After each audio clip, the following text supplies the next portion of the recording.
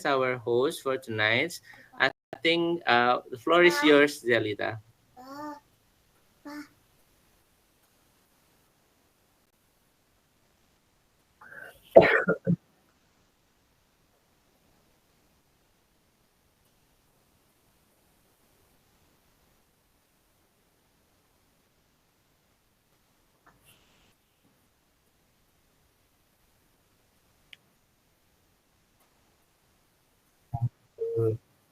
Thank you so much. Yes.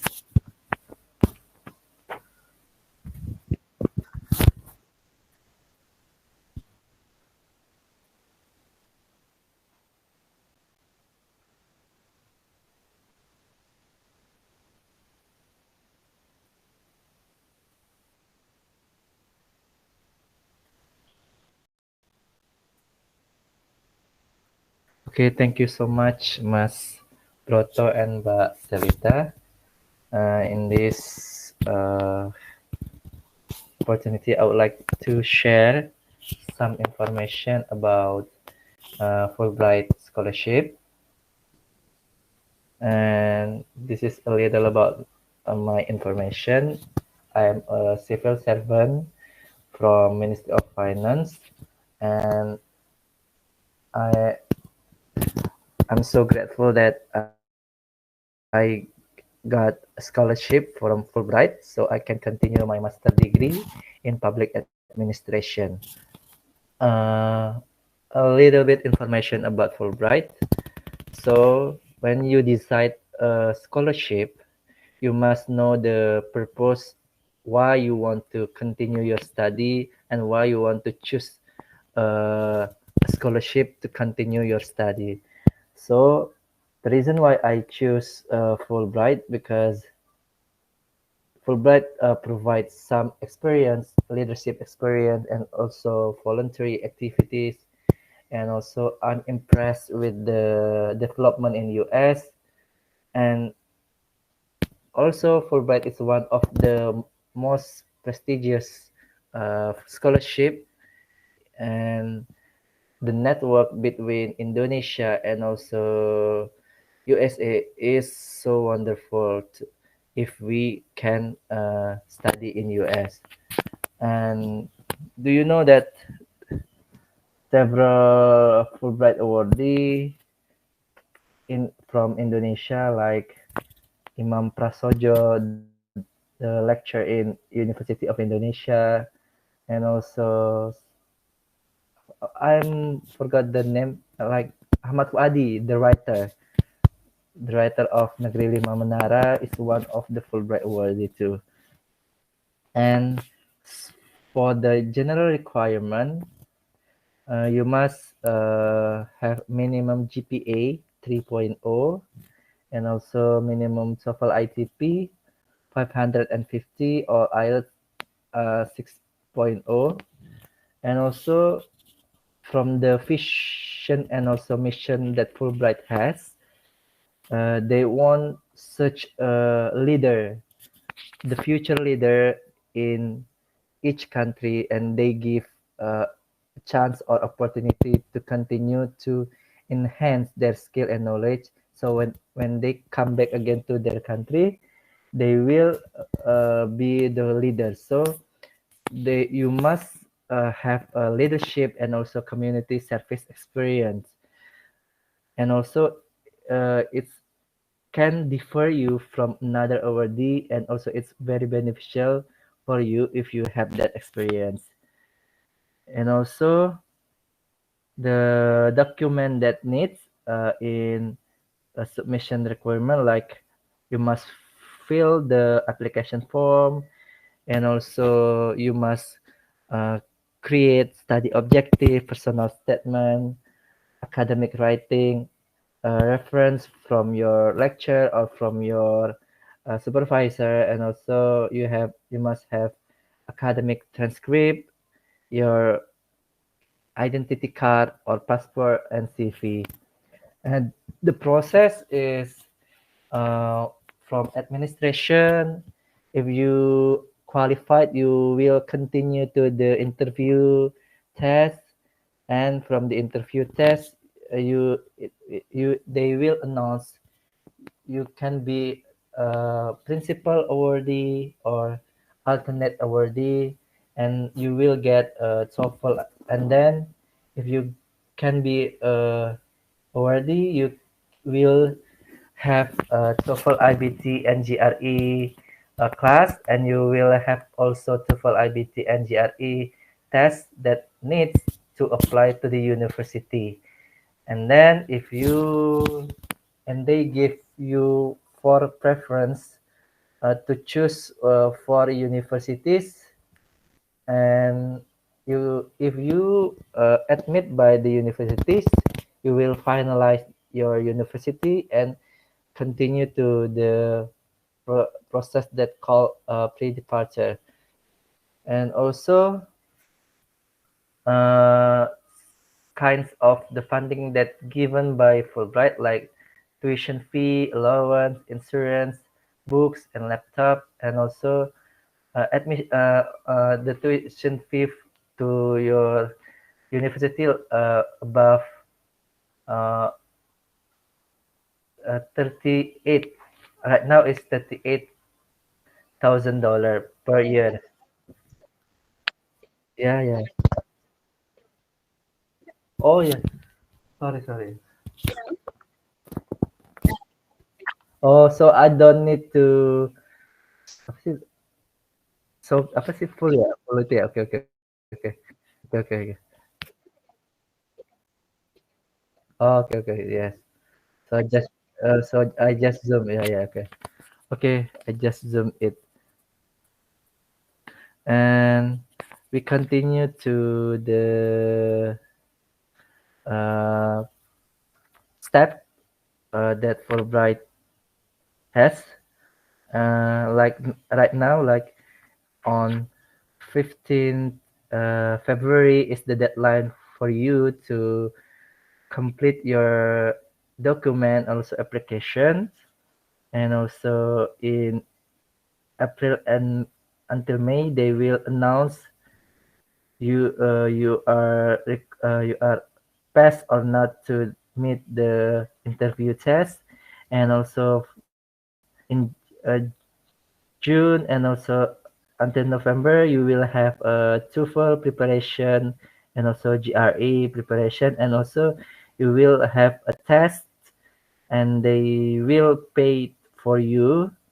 And also in November, maybe November, they will process your application to university, and from January until June, uh, you will get the information about the university, and you can choose the university that you want to go based on the four university that you have.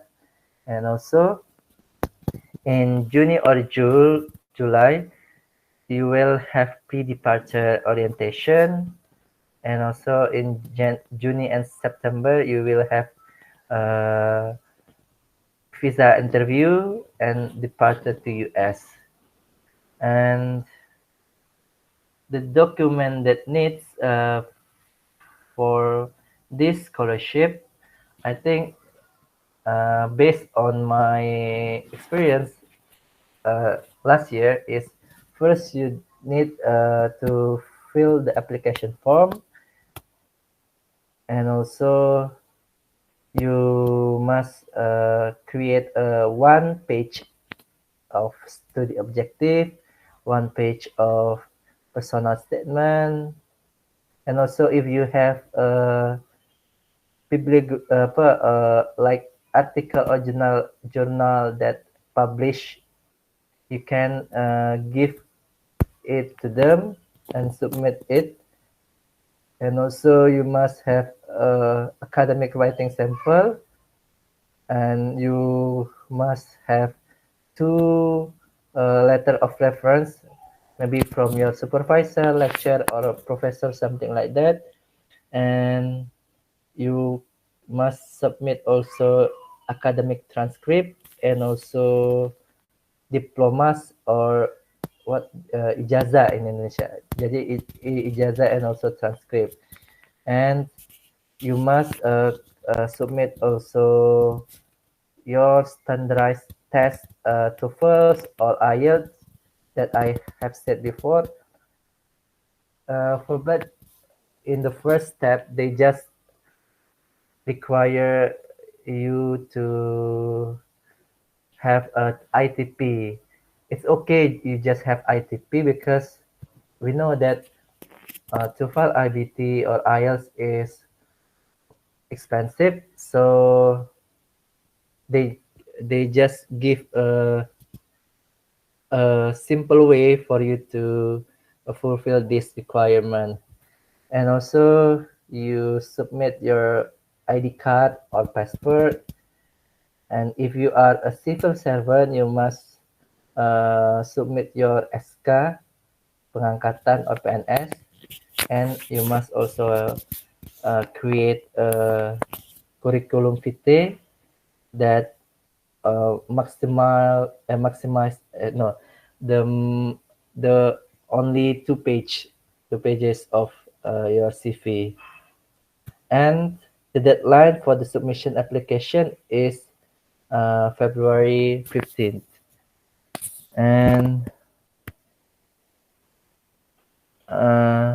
so from this slide, I would like to tell you that to continue your study, you must have what is the problem, or what is your purpose, and also what is the problem that you need to solve by having a study in US.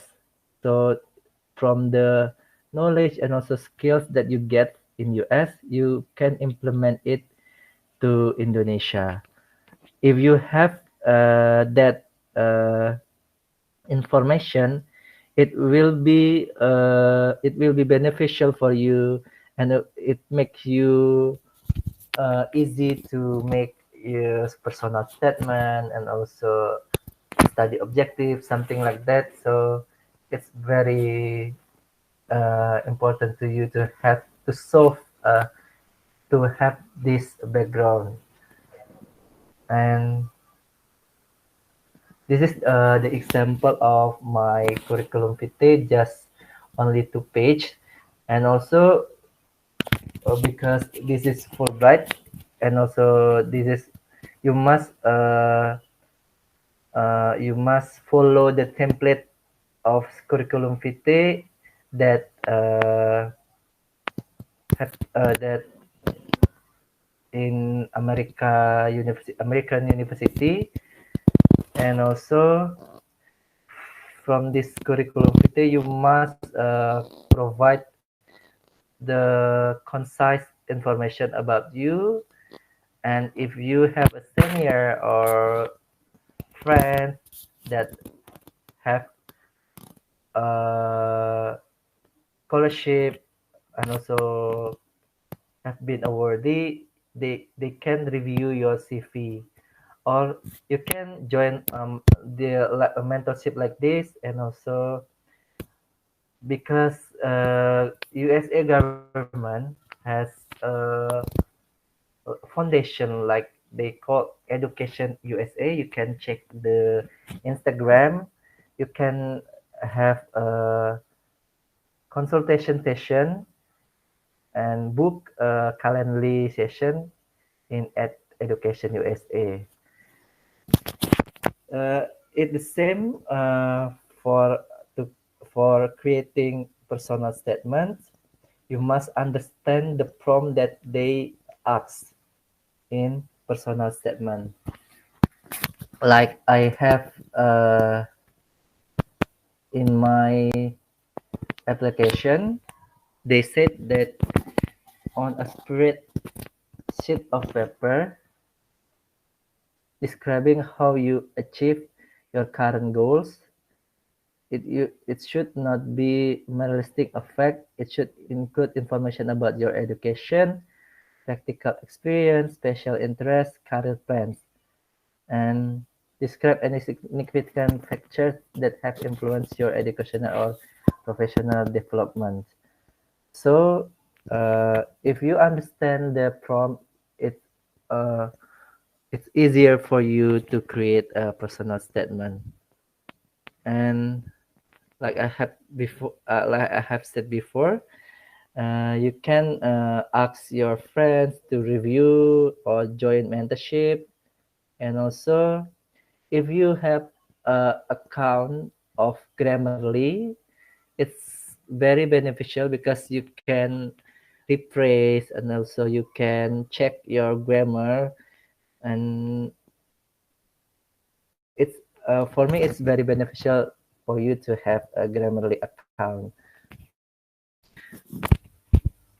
For the study objective, uh, I I can say that you must understand also the prompt. Uh, what do you want to study in US, and which can you tell the specific about your major field, your specialized interest, and also what do you want to have by learning that course or that major. And also you can tell the problem that happened in your work and you relate it with the course that you want to study in US. And next step is you must choose 4 universities. From my experience, uh, I choose the University of North Carolina because I have research about the curriculum because I want to take a master by coursework. So I choose University of North Carolina because they provide that coursework method, and also the courses that provide have a concentration on local government that relate with my field in work. And also uh, I can see the rank, and you can see the rank from US News. If you want to go to USA, this website provide the rank from all USA universities, and the University of North Carolina at Chapel Hill have a good rank, especially in local government management and also in best public affairs program. Some tips from me to pass the administration test. You must uh, prepare pref, uh, you must prepare before the deadline because it will give you more time to review your document. And also you can join some webinar like how to input the application form, and also essay writing from Amine Fulbright. You can join you can follow the Instagram of Fulbright Indonesia. They provide some webinars, so you can join that session. And for the reference letter, you can communicate with your lecturer or with your supervisor in your workplace, and you can review the recommendation. You can ask them to give a good review to support your branding as an awardee. And also for the diplomas and also transcript has been translated in English. And also you must have renew passport, and the next step is you can join some English course or for preparation for TOEFL or IELTS, and also you take the test. Uh,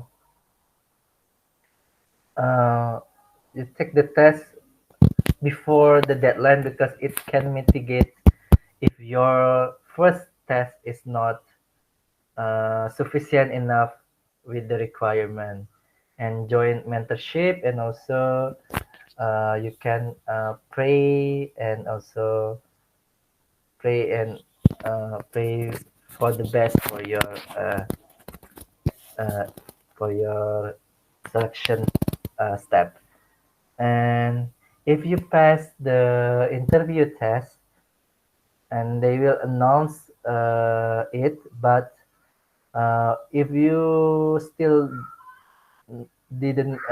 don't get the announcement, you can uh, have a preparation, especially in speaking, by joining a course, or maybe you can joining this community like English. What the name of this community?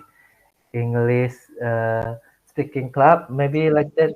Yeah, it can help you to speak, uh, maybe speak clearly and also fluently, because in interview test the interviewer is from embassy, US embassy. So it's very challenging for me because as Indonesian people, actually we understand what they say to us, but we must in our brain we must translate it in Indonesia first, and we translate it in English. So it will take your energy, and it and when I have the interview test last year's, apa ya, it's make me exhausted because yeah, this English is not our language. So if you have so the tips for you is you must prepare it before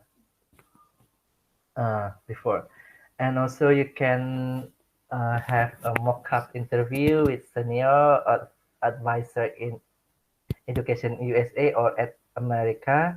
I'll join mentorship, and also you can pray to your God, and also you can ask your parents to pray for you.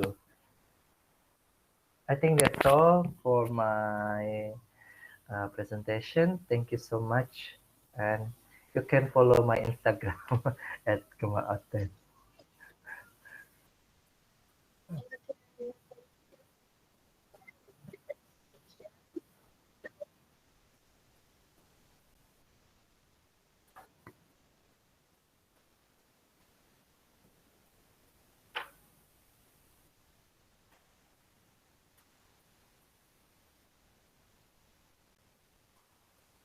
Yeah, thank you.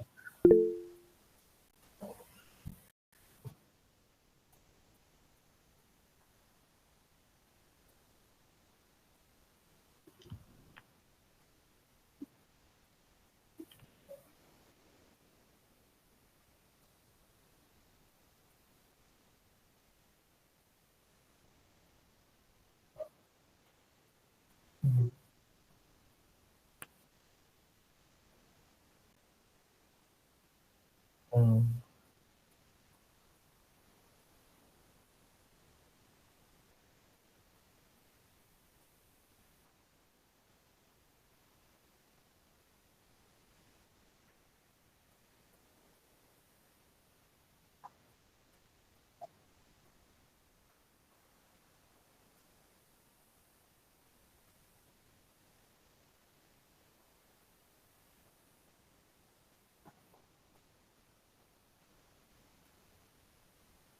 yes, interview.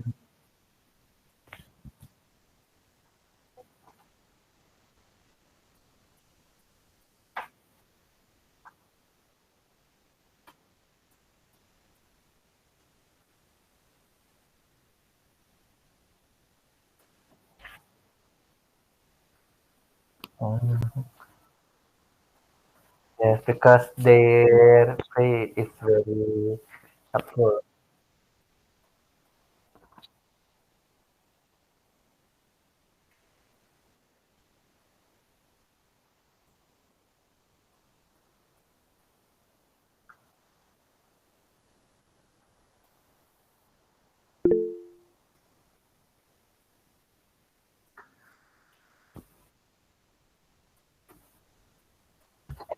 Okay.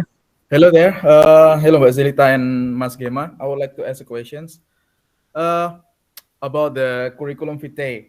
Based on the information that I've gotten before that I heard that when we are writing our curriculum vitae, we cannot use our profile picture, right? Yeah. Is it true? Mm. Okay, thank you. So from like yes, thank you. Because we like me, yeah, like me want to continue to study in US, I must follow the template from CV that that require from the university. So they don't need the profile picture and like I can I show it with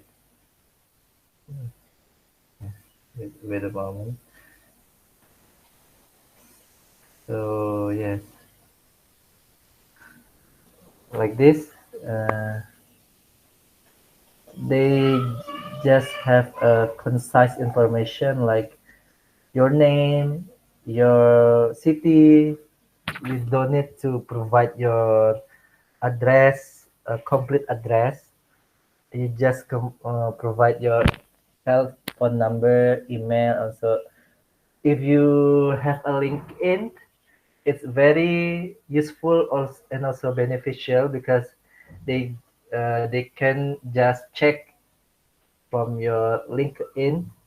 So if you don't have, you must create your LinkedIn right now.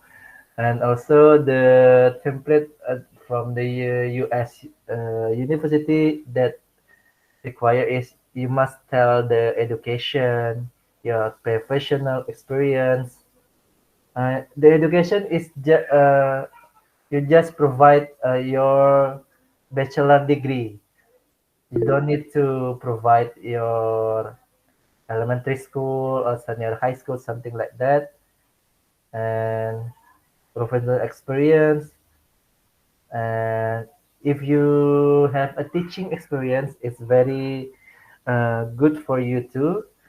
And your publication is you have a article or journal that publish, and your volunteer experience or leadership experience, honor and awards, and also your experience in training and certification, and also technical skills and interest and languages. So you like CV in Indonesia, you must provide your profile picture or something like that. In US university, it doesn't need to provide your what your profile picture. I hope it can answer your question. Okay, thank you, Mas Gema, for such an insightful informations. Thank you.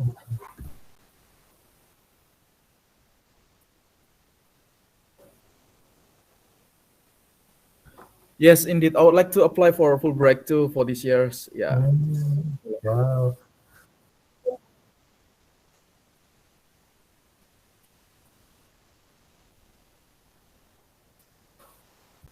Actually, for the universities, I still don't have any ideas yet because there are so many. Yeah, I don't know. Or is it possible for I've already opened the Fulbright applications, right, Mas Gema, and there are column where we need to fill our universities that we would like to apply. But I Mhm. heard based on the informations and Zoom meeting that I have with them, I heard that it is not mandatory. So, is it fine if we leave it blank? No, you must from my side. I think you must. still input the university. If you don't have research before, you just input for university because it will show your preference in what university that you want to apply, and it's can give them uh, the information about your preference. I think you still need to input the university preference. All right. Okay. Thank you for the advice. Thank you.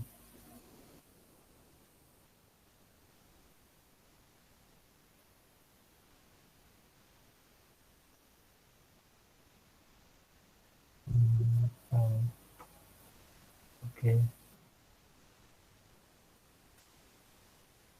Yes. Yes. Yes. Uh,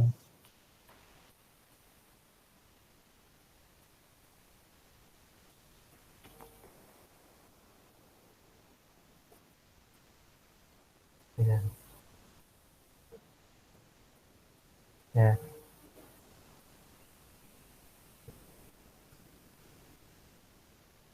Yes.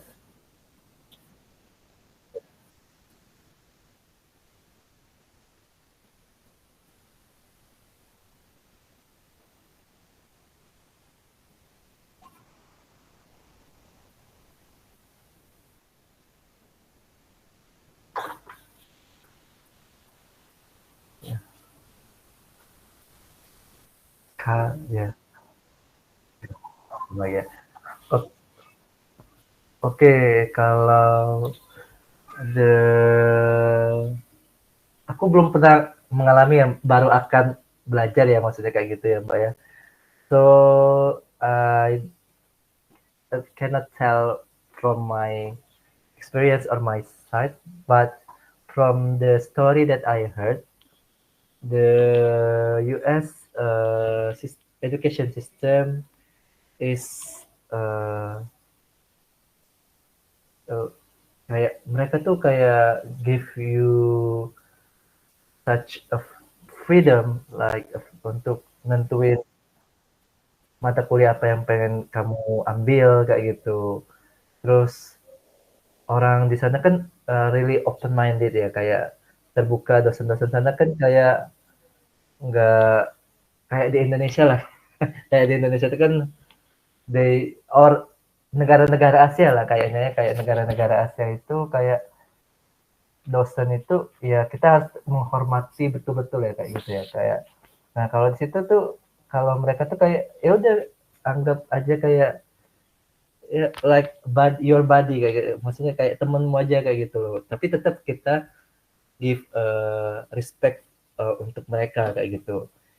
Terus uh, di Amerika itu kan seperti yang saya bilang tadi ada kayak master by research or master by coursework kayak gitu. Nah kalau research itu kan harus, kalau di Indonesia harus buat, you must write your thesis ya, thesis ya kayak gitu. Nah tapi kalau di master by coursework you uh, just have an internship ya, kayak magang di project kayak gitu, project. Jadi kayak ada project. Nah, tapi ada laporannya juga, untuk project itu ada laporannya kayak gitu. Tapi nggak seberat untuk menyusun tesis kayak gitu. Itu sih differences that I know. But aku belum mengalami ya Mbak ya. Maksudnya dia aku belum bisa cerita dari experienceku kayak gitu.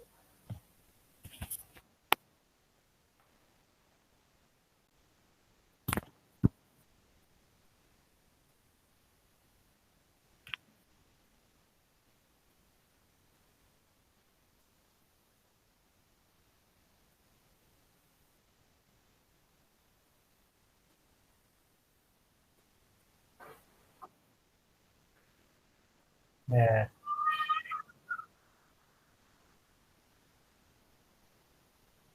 hmm, research.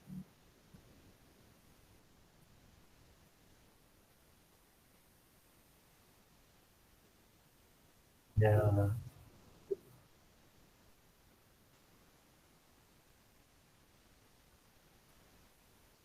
Yes. Uh, yes. They because they have multicultural diversity because many people come to USA like from maybe from Asia, from Africa like that. So we will meet many people from around the world. So yeah, jadi salah satu so one of the advantage of study abroad is you can have apa ya teman dari negara-negara lain kayak gitu. Which is if sometime in the future maybe you have a position maybe kayak menteri atau jadi apa kayak gitu. Oh udah kenal ini menterinya teman kita sendiri kayak gitu. Itu sih contohnya kayak gitu. Dari misalnya kalau dari kayak atasanku tuh cerita kayak kepala kantorku tuh cerita kayak gini, oh ini aku punya teman perdana menteri ini kayak gitu di negara ini itu temanku itu kayak gitu sih maksudnya. Jadi one of the advantage that you will get from study abroad is you will have a bigger connection and yeah the connection. Oh nggak main-main, yes, yeah,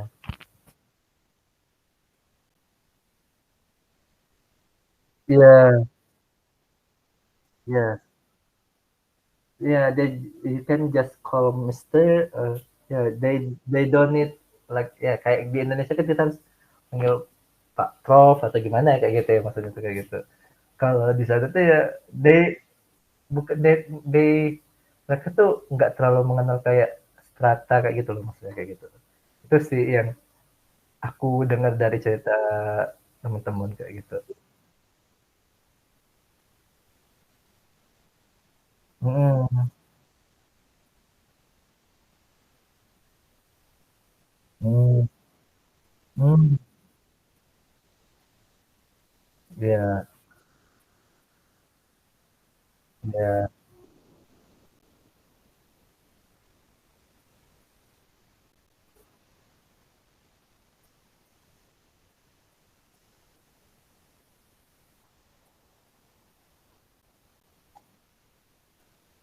hmm,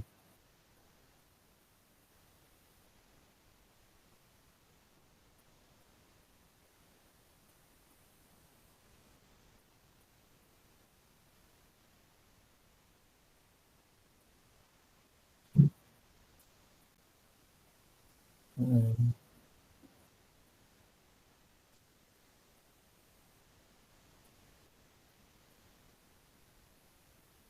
hmm. Jadi,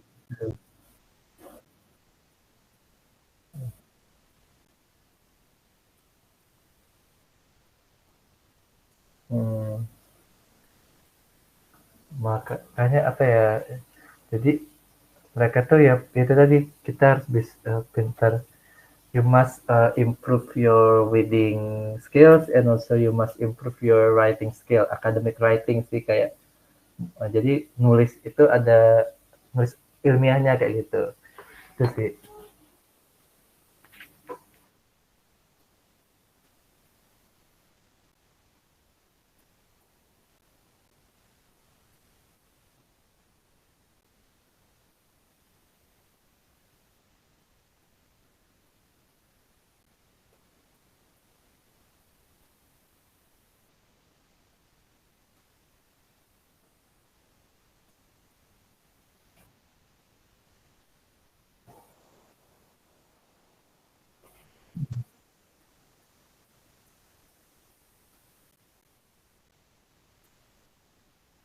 Mm.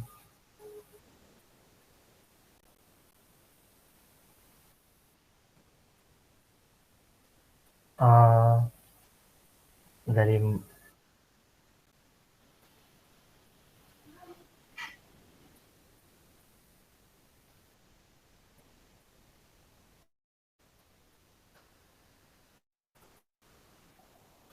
uh, sambil oh dari Kalsel. Oke. Okay. Nice to meet you. Jadi untuk pertanyaan Kak Azul, to have a scholarship, it doesn't depend on your apa ya, nggak harus dari universitas yang bagus ya maksudnya. But tapi ketika kamu punya CV yang oke, personal statement that very well prepared kayak gitu. Jadi kayak studi objektifnya jelas kayak gitu, mau belajar apa kayak gitu. Jadi mereka tuh nggak melihat dari universitas mana kayak gitu, nggak harus universitas ternama dari mana kayak gitu. Kayak contohnya kalau sebelum dulu ya, dulu tuh kalau kayak PKN STAN itu orang luar tuh masih belum tahu, masih belum ngeh kayak gitu. Ini apa kayak gitu PKN STAN itu kan orang luar tuh biasanya yang tahu aja tuh kayak UI, UGM segala macam ya kayak gitu ya. Yang universitas. Tapi sebetulnya sih intinya balik lagi ke yourself kayak gitu. Ketika kamu you can prove that you are capable, you can prove that you are differ from another awardee, that you have a strong quality, they will accept you to be their awardee kayak gitu. Itu sih.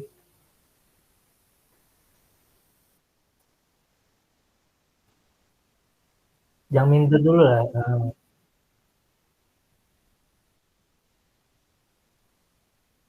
Ya.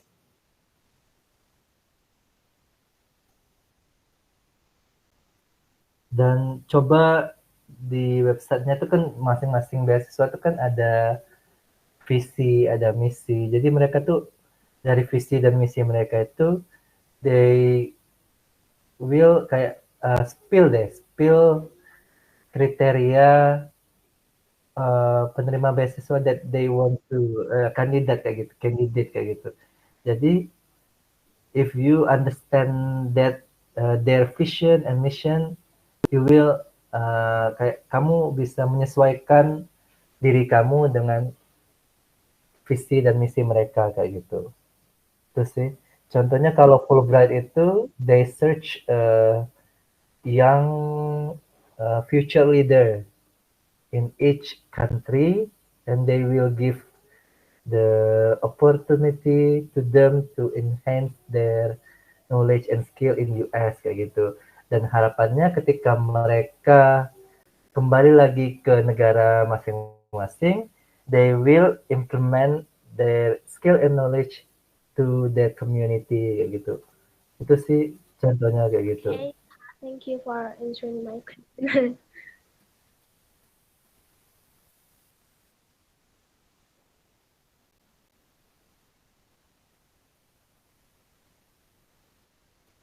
Hmm.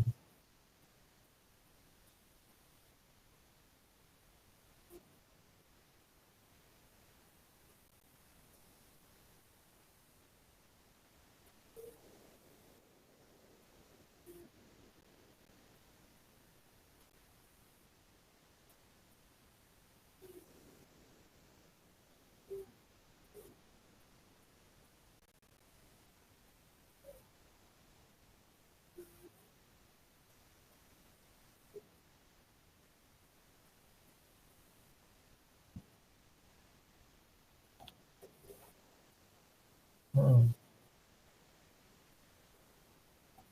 Ya, itu sih.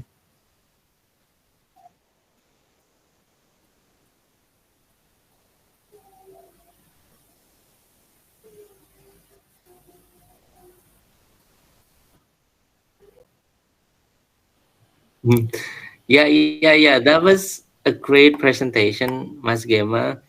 And I also want to compliment your insights. It was very insightful and informative. I just want to know, among many other scholarship available in our Ministry of Finance, what was your biggest priority? Why did you choose Fulbright scholarship? Yeah. Among other scholarship available like Chevening or LPDP. Yeah. And then the second question, I might miss the information probably. Does Fulbright require GMAT as well, or it's only GRE? Oh yeah, yeah. So I will answer the first question because actually our ministry Mas Broto provide many scholarship like Koicha, not only LPDP, Koicha, LPDP, Chevening, AAS, Australia Award, and I don't know kayak hati nurani aku uh, nuntun aku ke Fulbright kayak gitu. Because my priority is I want to continue my study in US, and so I research and also have information, and uh, aku bandingin informasi from one scholarship to another scholarship. So I think Fulbright provide more advantage for me, so I choose Fulbright. Like sebetulnya kalau kata orang ya, kalau kata teman-temanku itu Mas Gema apply Fulbright, padahal sebetulnya kalau orang Kemencu udah ada jalur khusus lah untuk ikut LPDP ya kayak gitu, or means kayak gitu. But I want to men-challenge diri aja sih Kak Mas Broto. I want to challenge myself because nggak tahu in every year cuman just one awardee from Ministry of Finance. So I'm so grateful that I have been chosen as the awardee. Kayak sebelumnya ada juga Mas Widodo ya, Mas Widodo dari pajak, Mas Farid dari pajak kayak gitu. And kebetulan juga belum pernah, maksudnya belum ada yang dari perbendaraan Mas. So I just want to challenge myself.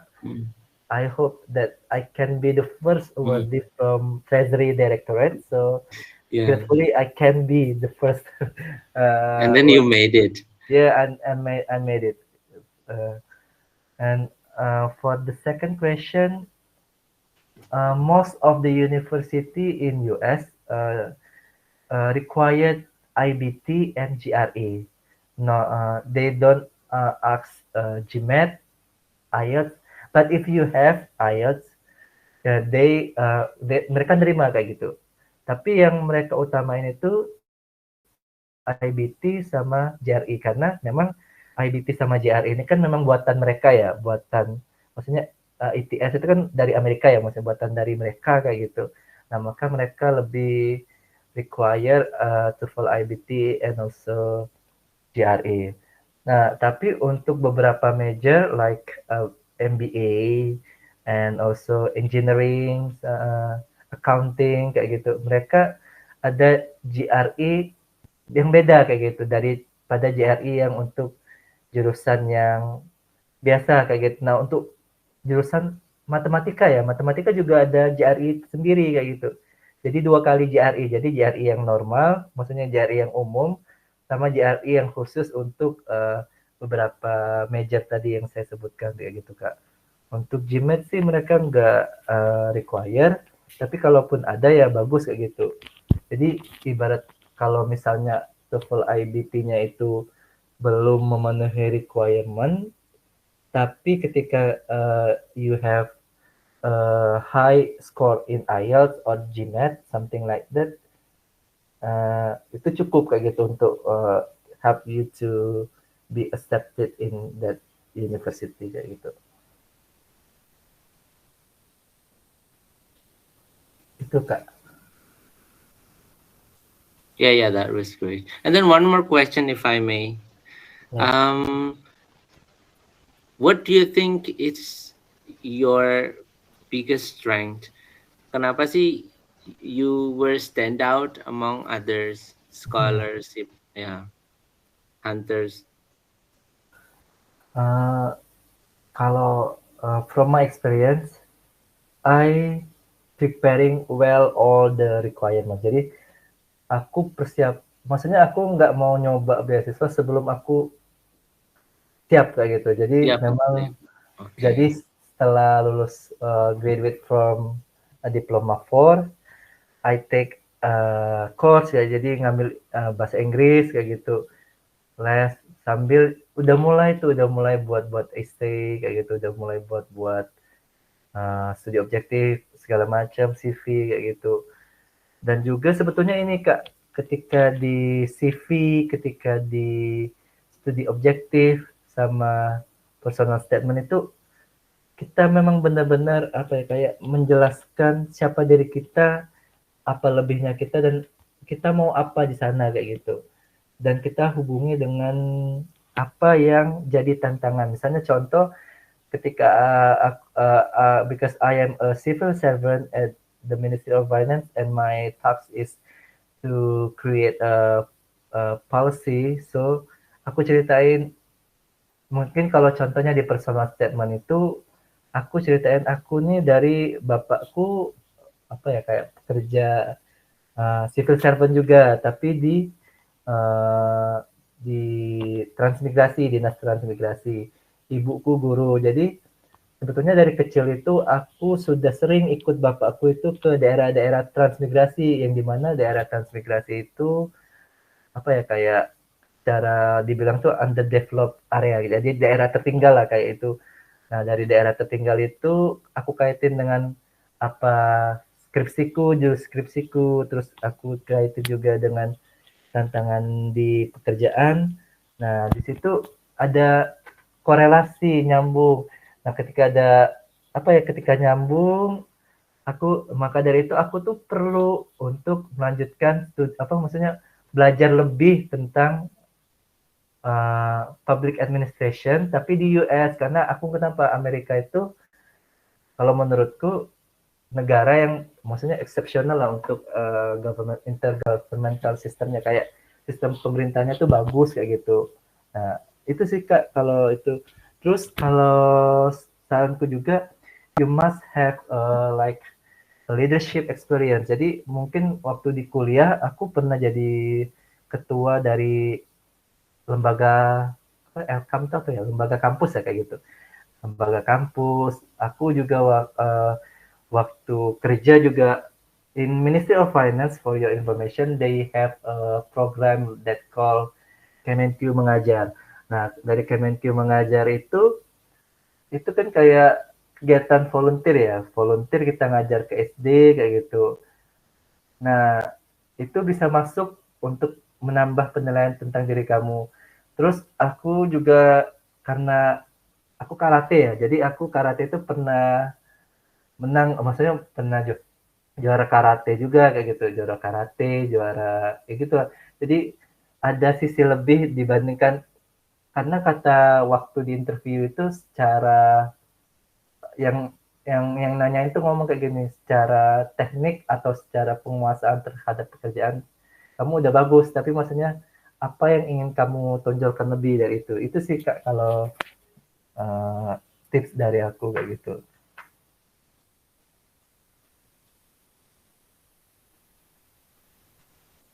Tapi intinya sih yang paling penting itu teman-teman nggak tahu ya, kalau ada orang itu kan yang punya keberuntungan lebih, yang misalnya dia persiapannya nggak cukup tapi tiba-tiba bisa lulus kayak gitu.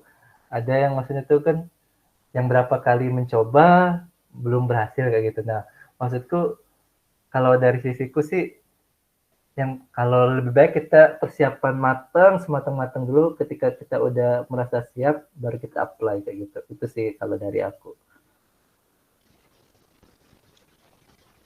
Okay, how Mas Yan? How Mas Yan?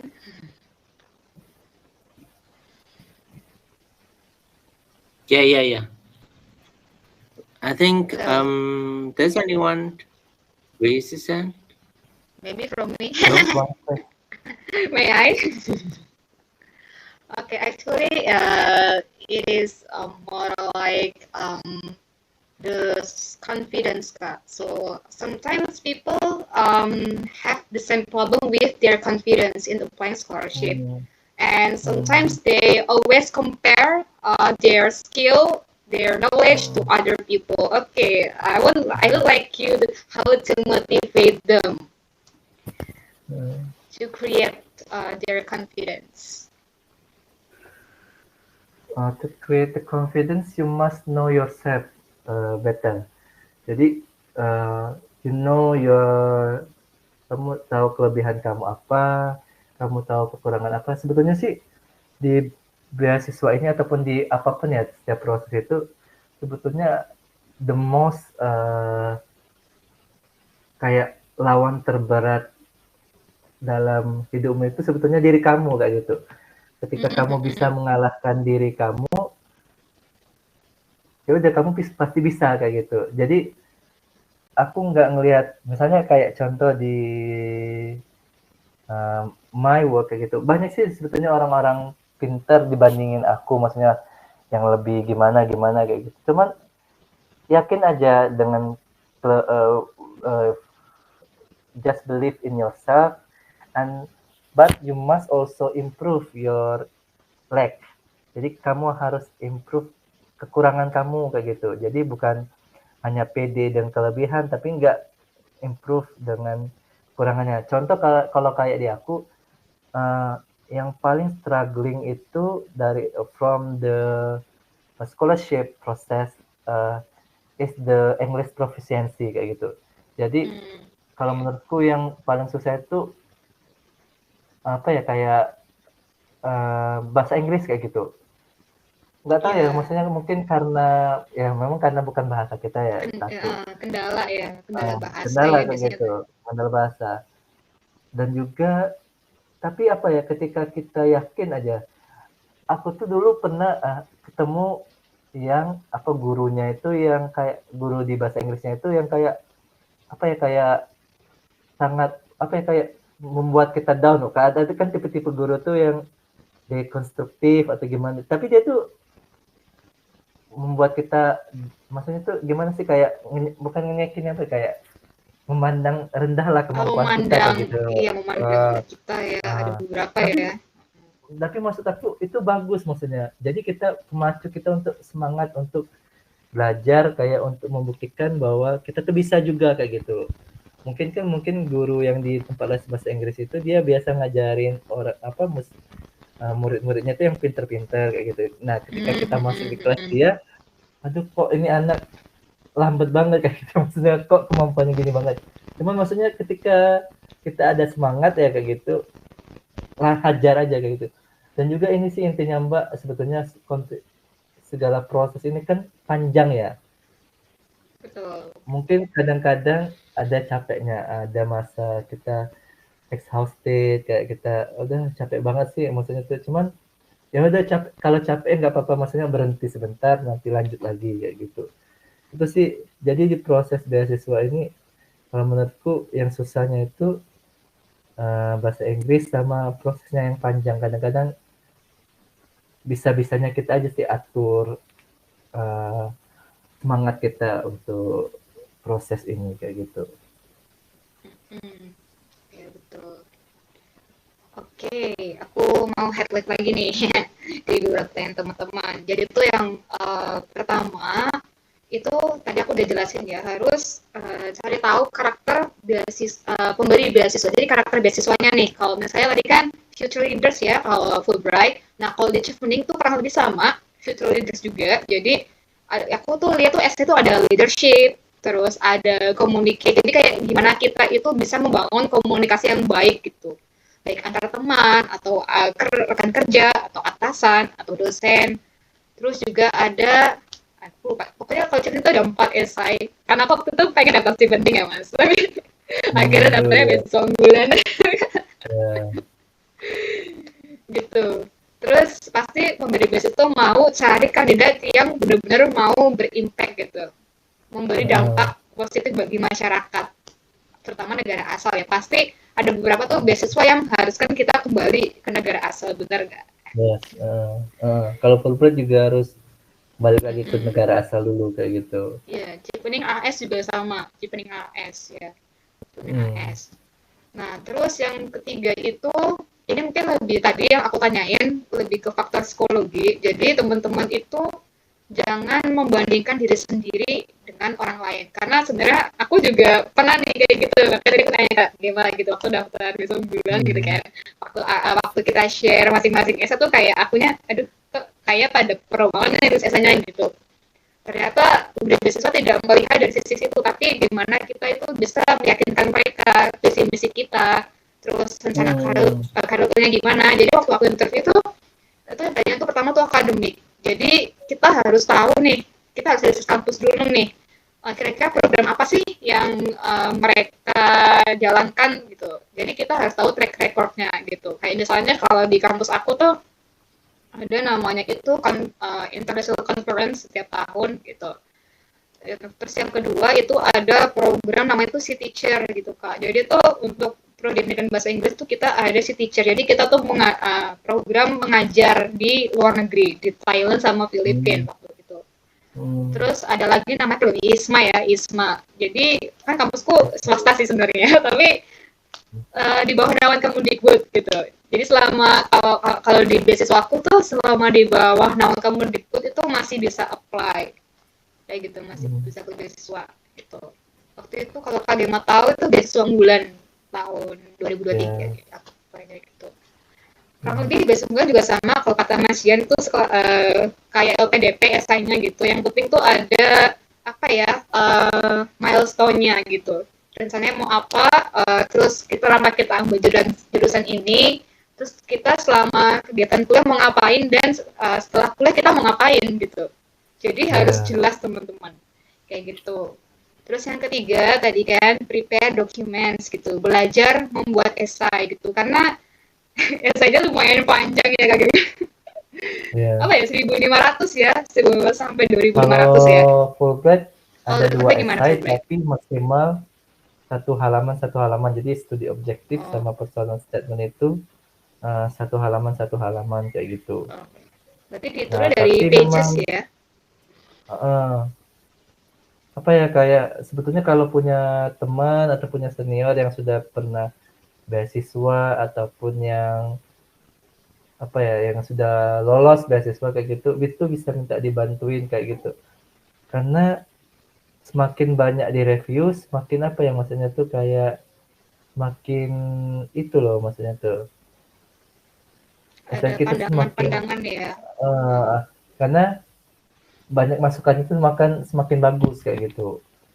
Tapi memang kadang-kadang ketika kita banyak menerima koreksi ya, kadang-kadang kita sebel di diri kita, aduh ya Allah banyak koreksinya kayak gitu. Tapi sebetulnya itu membantu sih. Jadi jangan marah kalau misalnya dikoreksi orang, malah jadi semangat untuk perbaikan kayak gitu. Itu sih Mbak kalau dari aku.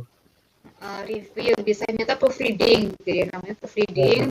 Ya. Tapi teman-teman juga harus bisa pilih nih kira-kira masukan yang mana nih yang cocok di bidang teman-teman dan di esainya. Kadang kan ini ya Kak ya, kadang tuh kan kebanyakan masukan tuh kayak jadi ngalor ngidul gitu, kayak kemana-mana kayak gitu. Kadang kan kayak gitu kan. Oke. Ini Mbak ada pertanyaan dari apa sih di chat ya, yang di pin ini. Iya, bentar, coba cek. Matrikulasi. Ini kalau di master aku kurang tahu ya kalau ada atau enggak. Tapi yang jelas kalau salah satu contoh di universitas yang kupilih itu ada namanya itu course yang utama sama course yang pilihan. Jadi di setiap semester itu biasanya dia ada semester fall sama semester spring ya. Jadi musim semi sama musim gugur itunya tuh. Nah jadi nentuin tuh berapa course yang mau kita ambil di satu semester itu kayak gitu. Nah nanti kita jalanin aja course-nya kayak gitu. Tapi kalau untuk ada atau tidaknya matrikulasi itu aku belum bisa menjawab gitu.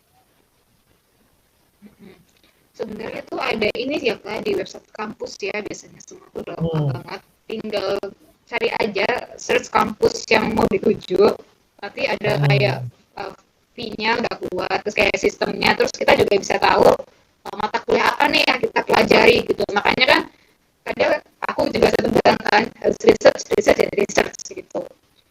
Jadi kira-kira tuh mata kuliah apa yang cocok buat kalian gitu. Karena kan kadang setiap universitas itu mata kuliahnya tuh beda gitu.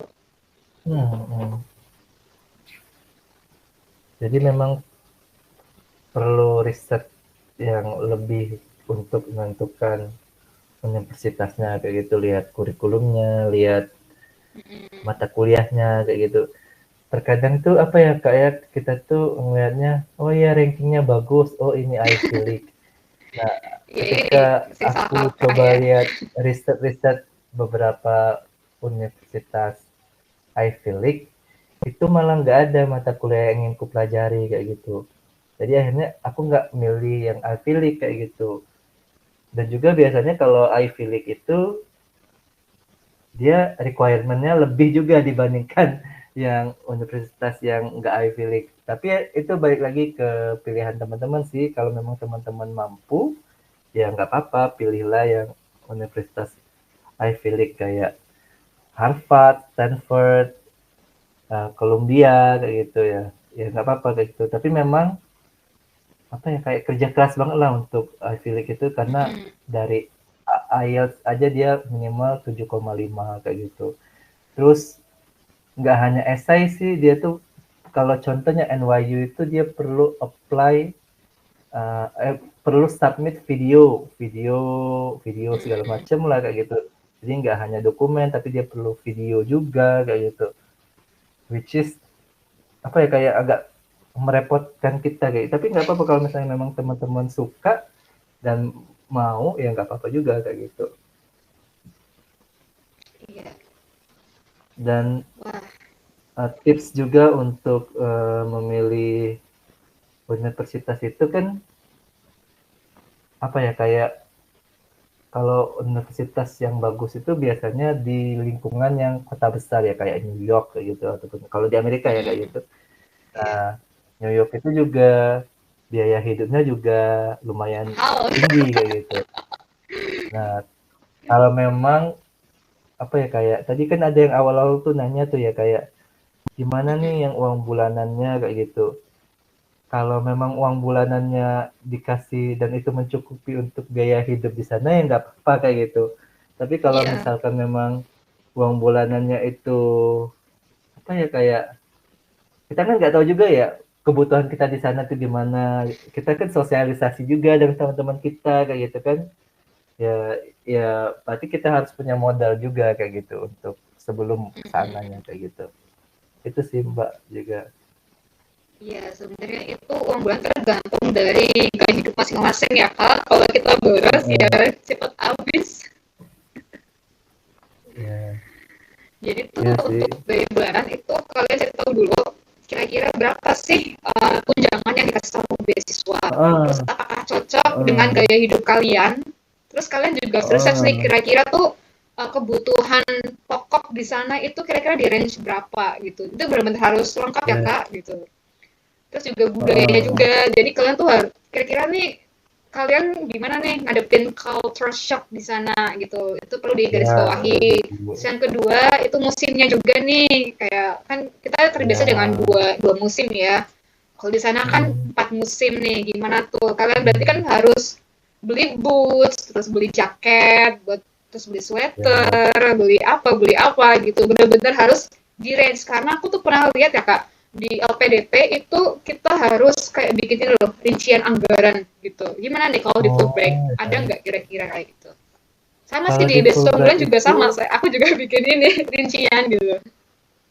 Tapi kalau nggak tahu ya kalau kata teman-teman itu kita lihat dulu musim, maksudnya ada juga kayak di beberapa negara bagian itu dia mungkin punya 4 musim, tapi ada kecenderungan untuk panas kayak contohnya misalnya di daerah pinggir barat Amerika itu dia kan dekat ada gurun ya Grand Canyon segala macam itu mungkin suhunya tuh agak panas kayak gitu itu nggak perlu lah untuk belum perlu nanti katanya juga kalau misalnya untuk kayak baju hangat segala macam itu katanya bisa dibeli di sana kayak gitu, Black Friday apa sih namanya, ya, pasar kayak gitulah, kayak gitu, pasar loaknya di sana kayak gitu.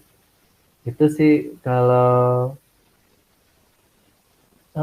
apalagi kalau misalnya untuk biaya itu Mbak, misal kalau misalnya contoh kita mau bawa keluarga juga gitu harus diperhitungkan juga ya kayak gitu, berapa, karena ya itu tadi, kalau beasiswa untuk master sih, untuk master itu untuk keluarga itu biasanya belum ada tanggungan, maksudnya nggak dijamin sama mereka kayak gitu, misalnya untuk asuransi kesehatannya kayak gitu. Nah itu juga teman-teman yang udah berkeluarga udah bisa juga diperkirakan kayak gitu. Yeah, okay. Okay, everyone, guys, thank you ya for attending. Kak Gema juga thank you. BTW kita mau ada fun quiz, it's about America. So maybe Mas Yan bisa share screen ya. Jadi aku harap teman-teman bisa participate di kita sesuai bareng di trivia quiz gitu. Teman-teman yang misalnya mau ikutan game bisa raise hand. Bahasa Sunda aja sih, bisa raise hand. Atau mungkin nanti kalau misalnya nggak ada nih ya, nggak ada ya. Kak Gema bisa tunjuk nih salah satu partisipan ya untuk ikut ini. Mas Yan coba dong jelasin ininya gimana nih, kita tim mana atau kita per ini nih per individu nih? I think it's going to be individual fun quiz. So it's a trivia. There are 24 questions available on screen. So basically, you guys will pick any of these 24 questions here randomly. Yeah. So anyone wants to play the game first, please raise your hand. Okay, guys, please raise your hand, guys. Okay, Kak Novi Widya Astuti. Kak Novi dari mana nih kira-kira? Dari asalnya dari mana nih Kak Novi? Bisa open mic, kalau open cam juga lebih bagus. Jadi bisa ya. Bisa saling. Halo Kak, di Duri Riau. Oh, dari Riau. Wow, so far ya. Ini Kak Novi ada planning ke Amerika ya? Saya di Amerika. Oh, ada. Wah, Malah dari SMA, enggak sih? Ya, SMA udah pernah ikut yang Aminef, tapi waktu itu prestasi USA USAID gitu, yang USAID. Yang, oh iya iya. kalau iya. yang Aku pernah dengar. belum ikut seminggu dari USAID itu. Okay, very good, Kak Novi. Hopefully you will get the scholarship ya, study ke Amerika. Okay. Ya, sekarang coba Kak Novi, please choose the number.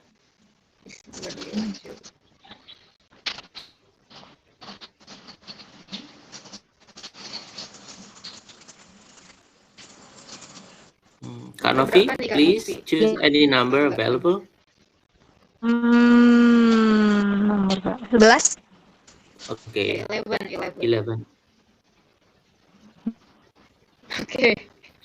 Here's the question. Yes. Tahu nggak nih? Kak Novi tahu nggak nih? 5 seconds. Aja nih.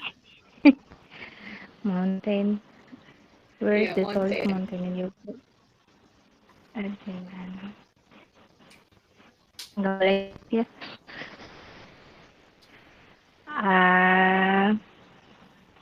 Utah?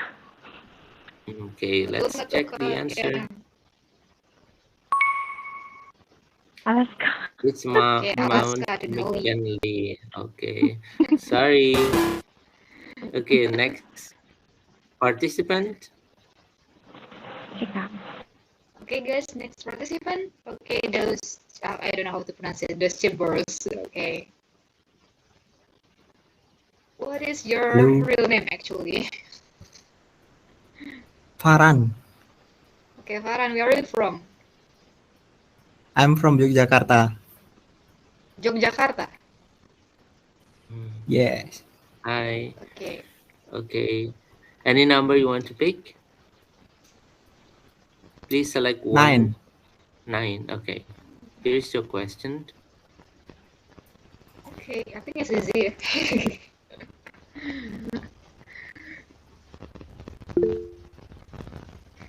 Okay, what's the name of the current president of the USA? Ya, ke Farah ya. Joe Biden. Okay. Yes. Congratulations. Correct. Next participant. Kak Bayaki Mas Dapat ya. sepeda. Bayhaki. Yes, Mas. I choose number Bayhaki. 17. 17. 17. Okay. Okay. All right. It's a bit tricky. Oh, it represents freedom. Is it true? How Mas Yan? The stars The stars and The star stripes, ya. represent and okay. the stripe represent freedoms, if I'm not mistaken, while the star represent how many states in the USA. Mm-hmm. And then what about the stars? Okay, Oh, the stars. let's just make Yeah, up 50 the states. USA. Yeah, and the strap represents Yeah. 13 Oh, original colonies. colonies. Okay. Congratulations, correct. Yeah, colonies, not the freedom. Okay, next guys. Next,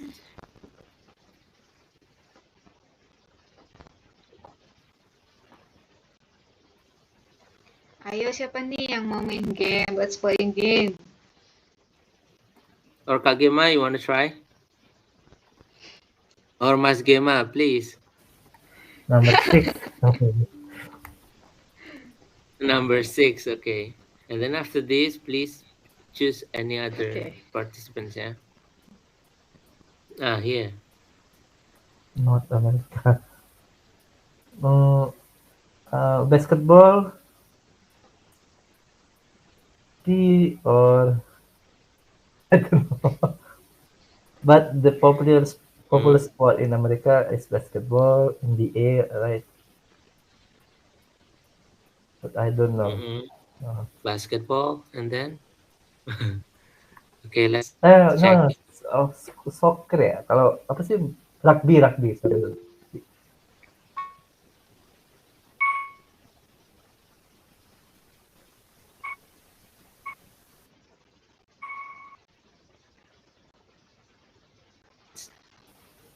It's. Can you please speak? Baseball, football, and yeah. Okay. Congratulations, is correct. And next.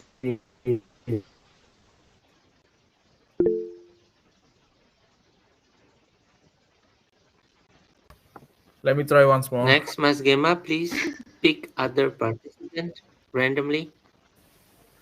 Okay, I will see. Zubob tadi ya, yang tadi nanya Zubob.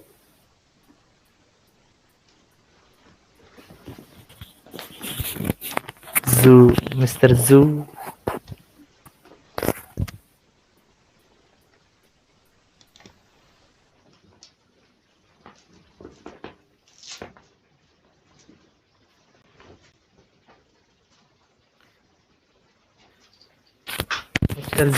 Mr. Zoo. Hi, Mr.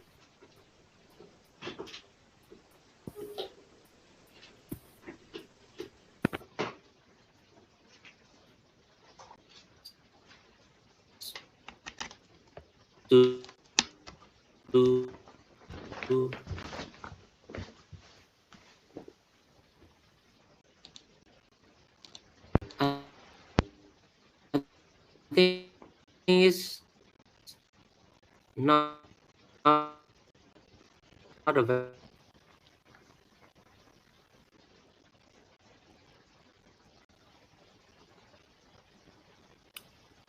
He's not here, I guess. He's away already. Can you please?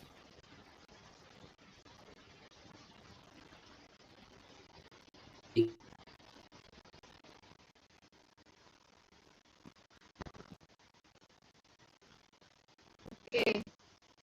How about Kak Bayhaki? I think he raised his hand. There. Yeah. Number 20 maybe. Participant. 20.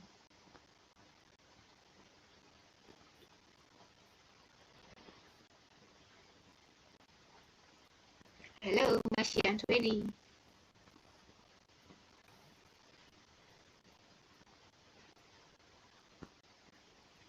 Okay, what about Hi Prasad?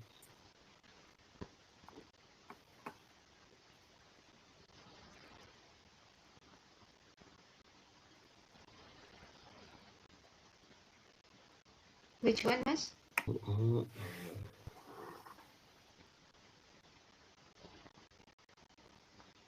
I think Masian has connection problem. Okay, what about now? Okay, I think it's I need better. to share again. Yeah. Okay. Here, number 20. Okay, Mas Bayi Haji choose 20. So who lives in the White House? Okay. I think the president lives in the White House. Yes. Yes, right. Next, Bayaki, could you please pick other one person to play? Okay. What about Shifa Fadila? Yeah, Shifa, come on. Pick the number.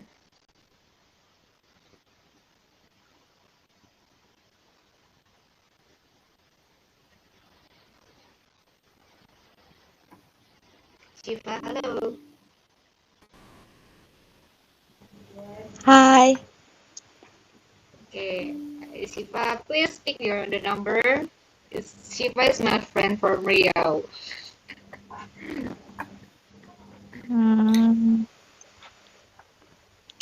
Number 8. Okay, age. Okay, how many stripes are there on the USA flag? How many, Shifa?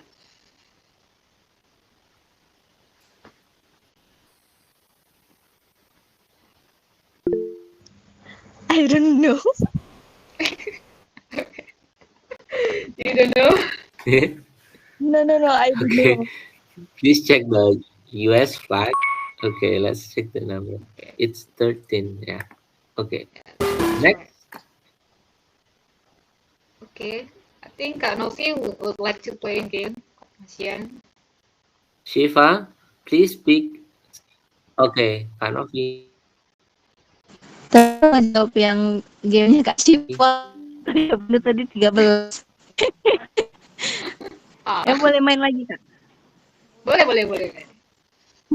Yes, sure. Nomor 1. Okay. Which are the 3 most populated cities in the US? most populated? New York, Okay. Chicago, Washington, mungkin. Okay, let's check. Let's check. Yeah. 2 out of 3 cities. Sorry. Yeah, correct. Thank you, Kak. Yeah. Okay. I want to hear Songidah. Pak Iya. Songidah. Bu Songidah ya. Come on, Bu Songidah. Bu Songidah is my classmate, Mas Yan. I see. Nice to meet you. Iya ada Mas. Yuk Bu, pilih nomor berapa nih? Nomor 2 coba.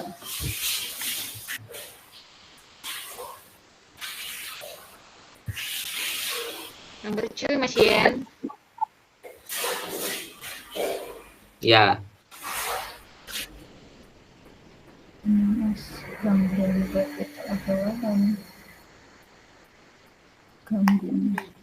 Okay, can you see the question? Nggak tahu jawabannya. Nggak tahu jawabannya. What city is known as the gambling capital? No? She doesn't know, Mas Yan. Gambling. I think Novi wants to answer. Okay. Las Vegas. Oh, yeah. Yeah, Las Vegas. Las Vegas. Okay. Was that? Yes, sir. Roshad. Hi, Roshad. Hi. Long time no see. Nice to meet you again. Please speak your number. Pardon?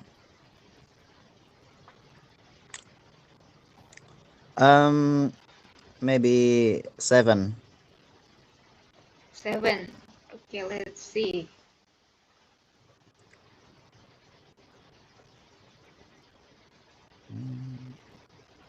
Okay, 7, Mas Yan. Number 7. Please speak your. Okay. Still loading, I guess. What's the name of this golden award? I think it's easy. Oscar, right? What's the name of this golden award? Yay. Okay. Okay. Good. Nice. There's Zufron.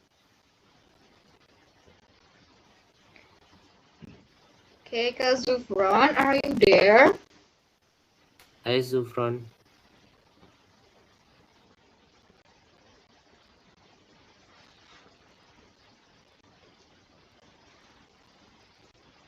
Okay, I think we can move to the next participant, Mas Yan. He doesn't answer.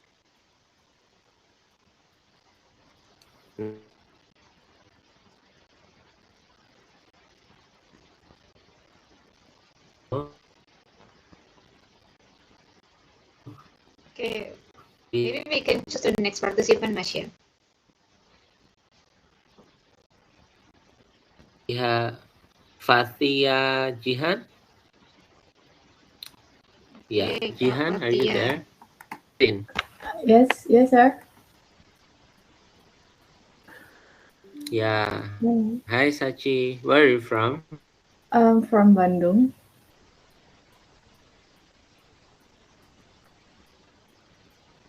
Wow, okay, from Bandung. Okay, Fathia, you can choose the number. 23. 23. Mas Yan, 23. Okay.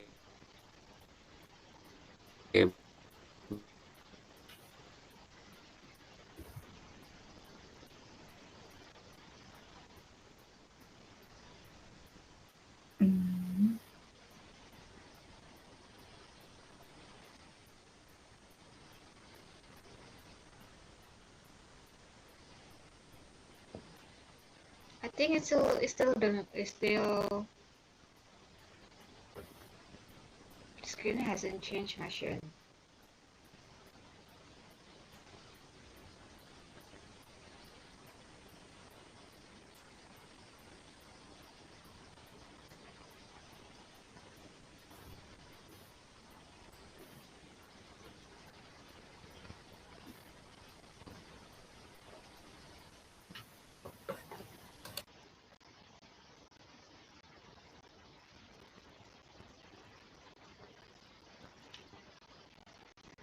Okay.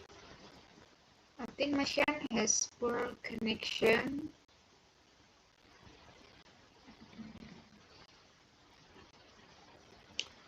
Okay. Fathia dari Bandung.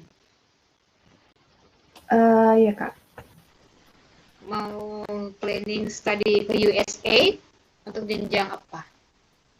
Untuk jenjang S2, Kak. S2 udah nentuin belum nih? Kira-kira unitnya mau kemana nih? Baru mulai sih, Kak. Jadi lagi searching. Tapi udah ada kepikiran ada beberapa uni yang mau dicapai. Jurusannya mau ambil apa? Rencananya sih kalau nggak drug discovery atau pharmaceutical science atau kimia yang mengarah ke sana lah. Oke, very good. Kimia ya. John Hopkins bagus tuh kalau kesehatan. Apa Kak? John Hopkins apa ya? Aku nggak tahu cari. Pokoknya John Hopkins lah kayak gitu. Kan itu yang maksudnya public health yang bagus di Amerika kayak gitu. Iya Kak, nanti makin tapi itu klinikal untuk orang yang tamatan di klinikal atau saya tamatannya S1 kimia. Oh Kimia. ya. Kimia.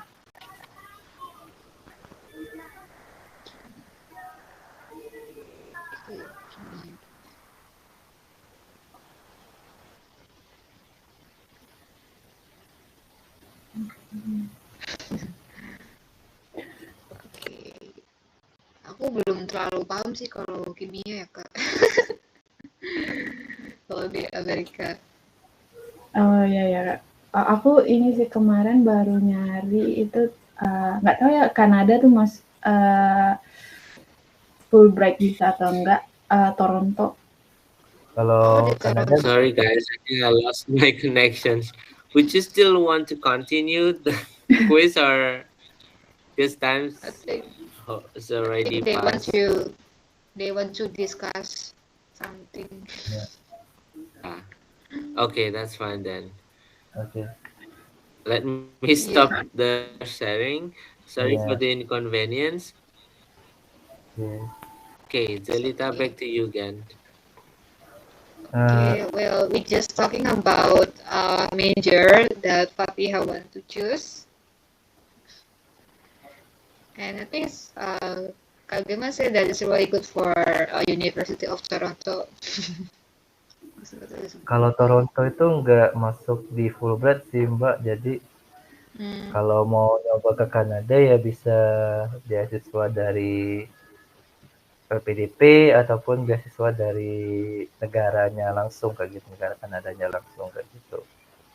Oh iya. Tapi kayaknya Kanada jarang nggak sih? Maksudnya untuk mereka provide scholarship. Ya. Kadang cuman Ya, kayak potongan gitu loh, potongan uang. Iya sih, kayak gitu. Kalau aku coba jawab pertanyaan yang Mas apa ini ya? Iya. Borse. Menembakkan katanya itu. Sebetulnya salah satu apa ya, kayak salah satu kekhawatiran ya, kayak kan memang di sana itu kan agak rasis lah ya kayak gitu ya, maksudnya kayak gitu kan. Apalagi kayak orang apa, kulit hitam kayak gitu, black ya kayak gitu. Rata-rata yang enggak itu aja yang maksudnya kayak, karena di Amerika itu warga sipil itu bebas untuk punya senjata api kayak gitu. Beda kalau kayak Legal di ya? kita ya, itu udah legal kayak gitu. Kalau kita kan hanya harus ada izinnya ya kalau mau punya senjata api kayak gitu. Nah, di situ tuh udah legal, udah masyarakat umum biasa tuh udah bisa kayak gitu. Nah, maka dari itu sih sebetulnya yang jadi kayak perhatian aku juga kayaknya, kalau memang nggak penting keluar malam, sih nggak usah keluar kayak gitu maksudku. Karena kita nggak tahu ya negara sana tuh gimana kayak gitu. Sama mungkin ya bersosialisasi sewajarnya aja sih maksudnya kayak gitu. Ya karena kita budaya timur kan kita ya tetap junjung tinggi misalnya kesopanan kayak gitu, itu aja sih. Karena yang kita ngomongnya biasa belum tentu penerimaan orang di sana tuh gimana kayak gitu. Itu sih. Tapi semoga aja sih insya Allah 2 tahun di sana aman-aman aja, amin. Ya, intinya berdoa ya. Gue ada antisipasi kalau nggak penting-penting nggak usah keluar. Tapi kayaknya pernah ada kasus ini loh Kak, kayak orang mabok terus kayak gedor-gedor rumah itu malam-malam. Iya, Gitu ya. Pernah kan ya? iya. Maka dari itu tadi sih sebetulnya kalau ya memang kita nggak perlu ya nggak usah keluar malam kayak gitu. Nah, orang mabok itu kan juga kita nggak tahu ya maksudnya itu gimana kan kayak gitu. Iya.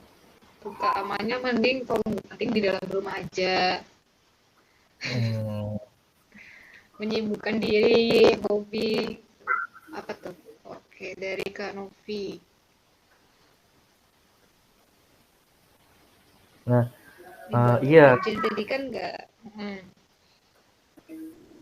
Kalau sesuai yang saya bilang tadi, jadi selain Fulbright itu ada nama lembaganya itu IIE. IIE itu kayak emang bagian dari pemerintah Amerika, mereka yang nanti yang mendaftarkan kita ke universitas. Jadi berdasarkan aplikasi form tadi kan kita milih 4 universitas pilihan. Nah, nanti kalau misalnya kita udah lulus jadi awardee mereka, nah mereka yang nanti memproses kayak gitu. Kita cuma nginput data-data kita aja kayak gitu. Nah, nanti mereka semua yang menghubungkan dengan universitas. Intinya kayak gini aja, kalau di Fulbright itu, kalau memang mereka perlu proses tambahan, misal contoh interview ataupun ada dokumen-dokumen yang kurang, nanti segala prosesnya itu lewat IIE kayak gitu. Dari IIE ke Fulbright Indonesia, baru ke kita kayak gitu. Itu sih Mbak Novi. Kalau untuk beasiswa lain, aku belum pernah coba ya kayak gitu. Jadi ini memang pengalaman pertama dan alhamdulillah berhasil kayak gitu. Tapi memang sebelum berhasil itu kayak memang persiapan yang bener-bener banget kayak gitu. Jadi 2 tahun aku persiapin. Jadi kalau udah ngerasa yakin baru aku apply kayak gitu. Itu sih Mbak. Dan memang juga di peraturan pegawai negeri sipil itu kan kalau misalnya karena aku itu diploma 4 ya, maksudnya kan dapat beasiswa juga dari stannya kayak gitu ya. Jadi memang harus nunggu 2 tahun setelah lulus dari beasiswa sebelumnya kayak gitu. Itu suka. Ada aturannya ya lulusnya gitu ya. Iya,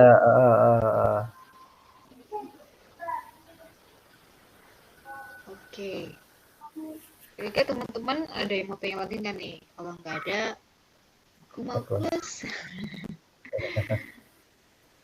Tidak terasa sudah jam berapa nih? Jam 9.40 tadi kita mulai jam ini ya? Jam 8 ya. 8. Tapi kita udah ready dari setengah 8 ya, Mas Dewa. Iya. Tapi semoga sih intinya membantu ya teman-teman di sini ya. Iya. Oke, jadi itu presentasi dari Kak Gema. Give him applause dong, tepuk tangan. Keren banget ya pokoknya. A Fulbright one shoot ya, Fulbright one shoot gitu. Aku juga mau ya kasihlah bagi-bagi apa nih Kak Siva, gimana Siva? Oh, mau tanya apa gimana tadi angkat tangan ya? Jadi kayaknya Siva juga pengen study abroad juga ya.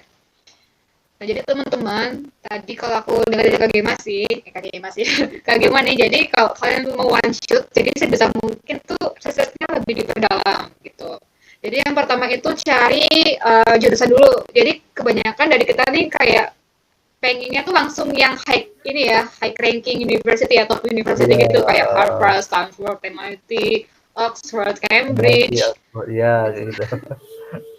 Jadi itu sebenarnya tuh ya guys, jadi tuh yang utamanya itu sebenarnya di majornya dulu gitu. Di apa ya namanya tuh search by apa ya ranking apa gitu. Ya. Search by ya pokoknya search by ranking majornya gitu. Ya awalnya majornya dulu dari unitnya, karena terkadang kita udah milih unit yang bagus nih tapi terkadang majornya kita nggak ada gitu, konsentrasinya kita nggak ada gitu kan ya. Terus yang kedua, benar-benar pahami kurikulumnya gitu. Kalian bisa ngikuti nggak? Terus dengan beban tugas yang sebegitu banyaknya, yang tadi aku bilang, jadi kalau di sana itu nggak ada pilihan ganda, itu esai semua gitu. Jadi ini patokan banget gitu ya. Patokan banget buat kalian nih, bahasa Inggrisnya pertama di skill writing-nya harus ditingkatin gitu. Kalau ini sebenarnya dari lagi Shiva ya, untuk pendidikan anak, usia anak-anak di luar gitu ya, PGSD kali ya, PGSD gitu. Sebenarnya gini, kalau untuk rekomendasi PGSD itu sebenarnya balik lagi ke unitnya lagi nih, kamu harus cari dulu misalnya untuk jurusan PGSD di unit-unit mana aja, terus kira-kira itu track recordnya apa, mereka ada program apa yang bisa kamu ikuti gitu, misalnya pelatihan pelatihan guru atau project kayak gitu, project ke village gitu, ke desa gitu. Jadi kita tuh harus cari tahu dulu nih, misalnya kita mau jurusan apa dulu, kita ambil jurusan apa, terus nanti kita baru nih kita kayak bikin rankingnya dulu loh. Jadi kita cari jurusannya, terus cari mata kuliahnya kira-kira match nggak sama apa yang kita mau gitu. Kayak misalnya aku kuliah S2 nih. Aku tuh pengennya nanti aku setelah lulus kuliah aku mau ngajar ke linguistik gitu. Berarti otomatis aku harus cari major yang linguistik kayak gitu. Misalnya kayak gitu. Jadi linguistik kita lihat dulu nih mata kuliahnya apa aja dipelajari, apakah sama dengan S1 gitu. Jadi kayak misalnya tuh linguistik kan ada namanya morfologi, terus ada namanya sinteks gitu dan lain sebagainya. Nah, jadi kita cari tahu dulu nih kira-kira apakah itu mata kuliahnya tuh sudah pernah dipelajari S1 atau belum gitu. Gitu. Terus abis itu coba cari referensi esai, hati-hati carinya. Jadi waktu cerita dikit kali ya. Kagema aku tuh waktu apply besok bulan ya, aku tuh cari referensi esai. Aku tuh udah bikin itu sekitar seminggu lah. Terus tahu nggak? Aku malahnya ambil yang S1. Referensi esai, bukan yang S2. Ini benar-benar banget teman-teman ya. Jadi harus teliti banget kalau buat cari referensi itu. Jadi aku cuma punya waktu 3 hari buat rombak semua yang sesuai dengan S2. Karena aku mau ambil S2 gitu kan. Tapi aku malah ambil itu referensinya S1 gitu. Gitu. Jadi teman-teman harus benar-benar teliti banget gitu. Jadi boleh kita ambil referensi, tapi juga harus perhatikan juga untuk jenjang apa, terus sesuai dengan bidang kita atau enggak, terus purpose-nya apa, kegiatannya apa gitu. Dan sebisa mungkin sih kegiatannya itu yang kalian masukkan di esai itu sesuai dengan major kalian yang mau kalian apply. Kayak misalnya aku dulu waktu S1 aku ada program apa tuh namanya, program mengajar gratis di organisasi aku gitu. Jadi aku ke SD tuh di gunung ya, rumah dari gunung gitu. Nah aku bisa masukkan gitu di situ. Terus ada program, misalnya aku di English Spoken Community, aku ada program English Private Class gitu. Nah misalnya kayak gitu. Jadi sebenarnya mungkin dari research, terus juga belajar bikin esai, terus skill bahasa Inggrisnya ditingkatin. Terus yang terakhir persiapin dokumen. Jadi dokumennya jangan lupa, kalau aku dulu ada buku khususnya gitu. Jadi aku kotak-kotakin. Jadi dokumennya apa aja nih? Misalnya kayak esai, oke, centang. Terus identity card, oke, centang. Nah kayak gitu. Terus kalau aku dulu juga sempat list interview question list gitu. Jadi ngelis pertanyaan-pertanyaan interview apa aja yang bakal ditanyain gitu. Ketika kita mau menghadapi interview. Jadi waktu aku apply besok bulan itu aku latihan mock interview sama teman aku yang guru juga gitu. Sebenarnya 2 sih, sama Mas Yan juga. Sama Mas Yan, ini Mas Yan saksi nyata waktu aku daftar beasiswa unggulan. Jadi benar-benar disupport juga sama Mas Yan, dilatih juga gitu. Mas Yan sama kakak aku sih, sama kakak aku yang guru juga. Jadi 2 yang bantu aku waktu itu, Mas Yan sama kakakku. Kayak gitu. Oke, gitu guys. Jadi I think that's all, and thank you for Kagema ya for presenting Fulbright scholarship for us. There is a great knowledge, and it hopefully it can motivate the audiences here to reach their dream to continue to study abroad. And I would like to say thank you for Mas Yan and also all the participants that has been attending to our weekly meeting ADSC program tonight. And ini Mas Bima, ini aku boleh share CV-nya sama ini PPT-nya. Boleh, silakan aja. Oke teman-teman, nanti aku share juga ya CV-nya Kak Gema sama PPT-nya, tenang aja. Nanti aku share di grup ya. Oke, I think that's all.